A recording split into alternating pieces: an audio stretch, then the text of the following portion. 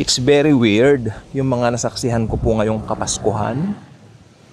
Bukod sa iba na po ang panahon, nalulungkot po ako dahil wala man lang nagpahalaga sa tunay na celebrant. Puro sila material na bagay. Kitang-kita ko po yan eh. Parang hindi Pasko. At least nung araw, nung medyo bata-bata pa po kami, when you say Christmas, at least may involvement kay Jesus. Ang kinadudurog ng puso ko. At the same time, marami rin mga namamatay na mga tao na alam niyo yun, hindi naman nila alam kung kailan ito darating, hindi ba? Kailan daratalang kamatayan? Wala nakababatid, wala nakaalam. Yun nga masaklap, hindi mo nga alam kailan ito darating. But whenever we preach the good news, whenever we share Jesus, pinagtatawanan ka lang. Masakit, nakakabuisit, pero kagabi po, I talked to someone. I'm not sharing anything sa kanya. Pero nakita ko yung concern niya, the way na magsalita ito, may edad na rin, na hindi niya pinapahalagahan yung kung ano ang totoong meaning ng Pasko. Like, parang sa kanila, ito na lang buhay dito sa lupa ang mahalaga. Right now po, baka itong araw na to, may maghanap na transaction sa amin. I thank the Lord, of course, but I don't know why this Christmas is so different. Kahapon mainit, ngayon mahangin. Kaya ngayon po ako gumawa ng vlog. Kahapon I feel bad. I feel so bad yesterday. I don't know. Tinatangad ako. Tinoobserbahan ko yung paligid. Wala. Parang ibang-iba na po ang Pasko. But kung Kristiyano ka, ang kagandahan nito, daily Pasko sa'yo. Wala kang specific date na, uy, ito masaya ako. Uy, ito ganito ako, ganyan ako. Hindi. Pag Kristiyano tayo, lagi tayong happy, masaya. Of course, sa ating espiritu, perfect na po tayo. Okay, kahit gano'n ang feeling ko kahapon, I feel bad, you know what? Parang, baka hindi matuloy yung transaction, pero ngayon matutuloy na lang. Kahit gano'n, nakita ko yung kamay ng Diyos, kamay ng Panginoong Hesus na inaayos po niya lahat para sa mga anak niya. Kaya, yun, ito po ang gusto ko pong sabihin sa inyo.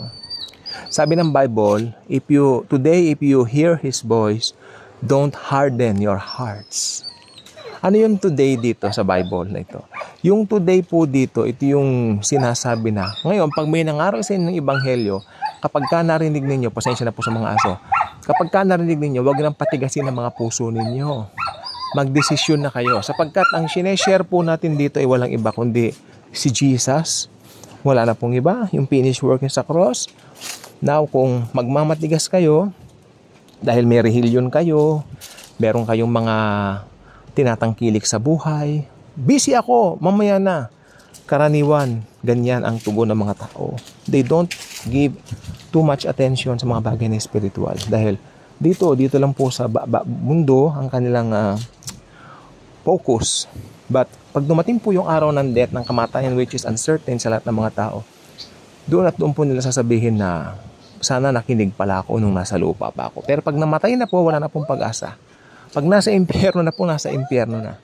It's so sad na kahit marami pong mga nangangaral, ini-snap, dinededma lang nila dahil yes. So ito po ay last days. Ito po ay paalala na sana pag narinig niyo ito, napanood niyo to, i-consider po ninyo, tinanggap na ba ninyo si Jesus Christ sa buhay ninyo? May Kristo na ba kayo sa puso ninyo? Pinagahari na ba ninyo siya sa buhay ninyo? You let Him to do His will? I mean, yeah.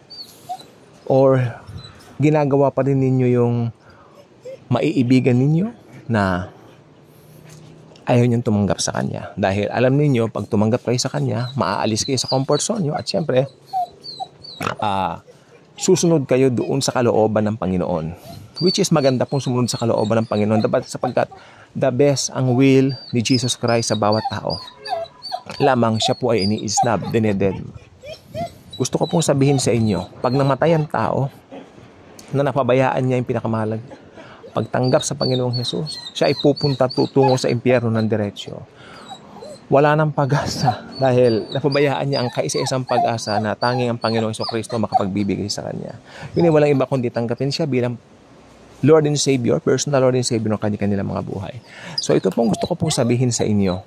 Upon hearing or watching this, decide for Jesus now. Kaya kung hindi pa kayo subscriber sa channel na ito, I invite you to do so. Click the notification bell, share the video, share the wonderful love of the Savior, the Lord Jesus Christ. Thank you, and Jesus truly loves us all.